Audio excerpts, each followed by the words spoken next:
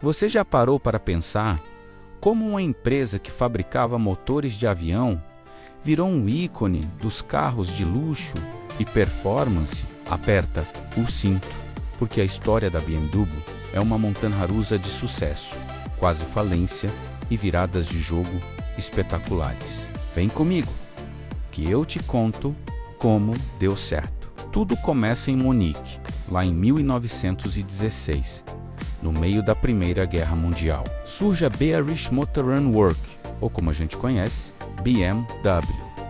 A missão inicial, fabricar motores de avião para a Alemanha.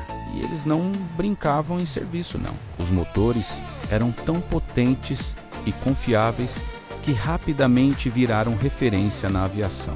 A Alemanha precisava de força nos céus e a BMW entregava. Mas aí, a guerra acaba em 1919 e o Tratado de Versalhes vem com uma bomba. A Alemanha está proibida de fabricar aviões. E agora, José? Uma empresa que só sabia fazer motor de avião faz o quê? Eles pivotam, uma palavra que a gente ouve muito hoje, mas que a BMW ele fez lá atrás. O foco mudou para motocicletas. Em 1923, eles lançam a R32. E que moto? Com um design que, se você olhar bem, ainda parece moderno. E uma inovação que definiria a marca por décadas. O motor Boxer, com os cilindros deitados, garantindo um centro de gravidade baixo e uma estabilidade incrível. E o logotipo? O famoso logotipo azul e branco. Muita gente acha que é uma hélice de avião girando, mas a história oficial diz que são as cores da bandeira da Baviera, a região onde a empresa nasceu. Só que na época era proibido usar símbolos nacionais em marcas comerciais. Então, eles fizeram essa hélice disfarçada de bandeira. Genial, né? Uma jogada de mestre que já mostrava a criatividade da marca. Com o sucesso das motos, o próximo passo era óbvio: o asfalto. Nos anos 30, a BMW entra de vez no mundo dos carros. Em 1933, eles lançam o 303. E ele não era um carro qualquer. Foi o primeiro a apresentar a famosa grade de duplo rim, aquela que até hoje é a assinatura visual da BMW. Era um carro elegante, que já mostrava a ambição da marca, mas o verdadeiro show de bola veio em 1936 com o BMW 328, um roadster lindíssimo, leve, aerodinâmico e potente. Ele não só era um sonho de consumo, como também dominou as pistas de corrida, batendo recordes e colocando a BMW no mapa do automobilismo mundial. Parecia que nada poderia parar essa ascensão. Parecia. Mas então, o mundo mergulhou na Segunda Guerra Mundial. A produção de carros de luxo foi interrompida e as fábricas da BMW foram convertidas para produzir motores de avião e veículos militares novamente. Por causa disso, elas se tornaram alvos estratégicos e foram bombardeadas pesadamente. Ao final da guerra, a empresa estava em ruínas, quase tudo destruído. A produção estava parada. Como sobreviver a um golpe desses?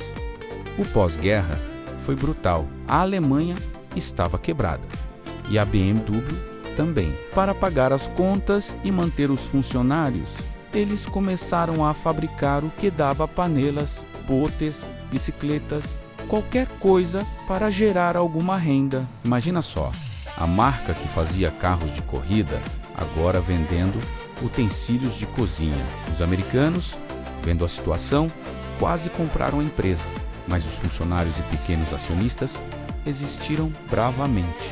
Eles acreditavam na BMW em 1952. O risco de fechar as portas era real. A falência batia na porta. A salvação veio de duas frentes. Primeiro, uma moto, a R67. Era uma moto simples, robusta e barata. Tudo o que o povo alemão precisava naquele momento. vendeu como água. Em paralelo, eles tentaram voltar ao mercado de luxo com o 501, um sedã grande e caro. Mas foi um erro. Lindo, mas um erro. Quem ia comprar um carro de luxo quando mal tinha dinheiro para o pão? A situação financeira continuava crítica. A quase falência era uma sombra constante. Foi aí que, em 1959, veio o carro que salvou a empresa, o BMW 700. Pequeno, charmoso, acessível e com um motor de moto na traseira. Foi um sucesso instantâneo. As vendas explodiram e finalmente trouxeram o oxigênio financeiro que a BMW precisava para respirar e planejar o futuro. O 700 não era um carro de luxo, mas foi ele que garantiu que a BMW pudesse voltar a sonhar com eles. E que sonho! A década de 60 marca o início da Era de Ouro, a Era dos Clássicos.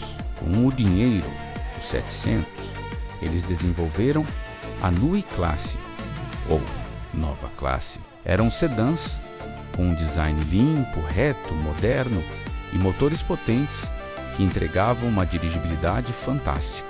Foi aqui que a identidade da BMW como a marca do prazer de dirigir começou a se solidificar. O modelo 2002, uma versão mais curta e esportiva da Neue Klasse, virou um ícone cult, amado até hoje. Nessa época também tivemos o 507, um roadster espetacular que, apesar de ter sido um fracasso de vendas na época, hoje é uma peça de colecionador que inspirou o design do Z4 moderno. E o ouro veio com o 30 contribuição social sobre o lucro das pessoas jurídicas, apelidado carinhosamente de Batmóvel por causa de suas asas aerodinâmicas.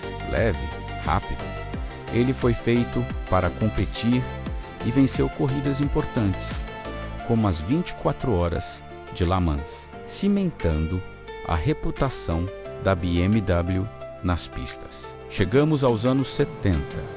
A BMW lança a Série 5, redefinindo o que era um sedã executivo. Era um carro para quem amava dirigir, não apenas para ser transportado. Foi nessa década que nasceu o slogan que resume tudo: The Ultimate Driving Machine, a máquina definitiva de dirigir. A promessa estava clara: se você quer um carro que te conecte com a estrada, que te dê prazer a cada curva, a BMW é a sua marca. Mas a vida não é só vitória. Nos anos 80, a BMW tentou expandir e comprou o grupo britânico Rover. A ideia era boa no papel, mas na prática foi um desastre financeiro que quase arrastou a empresa para o buraco de novo. Depois de anos de prejuízo, eles tiveram que vender a maior parte do grupo, mas nem tudo foi ruim. Em 1985, nasceu uma lenda, o M3, criado para homologar um carro de corrida. O primeiro M3 da série 330 se tornou um ícone instantâneo, uma máquina de performance pura que dominou as competições de turismo e virou o sonho de consumo de qualquer entusiasta.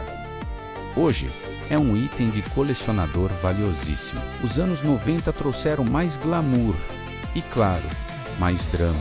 Em 1995, o agente secreto mais famoso do mundo, James Bond, trocou seu Aston Martin por um BMW Z3 no filme GoldenEye. A aparição foi um golpe de marketing genial. As vendas do Z3 explodiram no mundo todo antes mesmo do carro chegar às lojas. Mas o drama veio em 1999, numa disputa acirrada com a Volkswagen. A BMW perdeu o direito de usar a marca Rolls-Royce, que acabou ficando com a rival. Foi um golpe duro no orgulho da empresa. Como compensar essa perda? Inovando de novo, eles apostaram em um segmento que ninguém acreditava: o SUV de luxo. Em 1999, lançaram o UX5, que eles chamaram de SAV Sport Activity Vehicle para enfatizar sua dirigibilidade esportiva. Com suspensão independente e um comportamento dinâmico de sedã, o 5 criou um mercado inteiramente novo e se tornou um sucesso estrondoso. Entramos no século XXI e a BMW não parou de olhar para o futuro. Em 2013, eles mergulharam de cabeça nos elétricos com o i3. O design era polêmico. Uns amavam, outros odiavam, mas ninguém pode negar que foi um carro pioneiro, construído do zero para ser elétrico, com uso extensivo de fibra de carbono. Logo depois veio o i8, um híbrido plug-in que parecia ter saído de um filme de ficção científica, com suas portas que abriam para cima. Era a prova de que luxo, performance e sustentabilidade podiam andar juntos. Hoje, a tecnologia elétrica está em toda a linha. A nova série 7 tem uma tela gigante no painel que parece um cinema, e o XM é um SUV monstruoso, com um motor V8 híbrido plug-in de mais de 700 cavalos. E eles não param por aí. A BMW também está pesquisando forte a tecnologia de hidrogênio como o combustível do futuro. E as motos, elas nunca foram esquecidas. A BMC Motorhead continua sendo uma potência, com modelos como a R1300 GS dominando o segmento de aventura e uma coleção de mais de 120 títulos mundiais em diversas categorias do motociclismo. E aí, galera? Que jornada, hein? A BMW nos ensina que quase falir não é o fim da linha. É só uma curva bem fechada que você precisa fazer com precisão. Uma empresa que começou nos céus, quase se espatifou no chão mais de uma vez, mas que usou cada crise para se reinventar, se fortalecer e, no fim, dominar as estradas e as pistas do mundo. Uma história de resiliência, inovação e, acima de tudo, paixão por dirigir. Gostou de conhecer essa história incrível? Então não esquece de deixar o seu like, compartilhar com aquele amigo que é fã da marca e se inscrever aqui no nosso canal. O Deu Certo. Mas como? Valeu e até a próxima!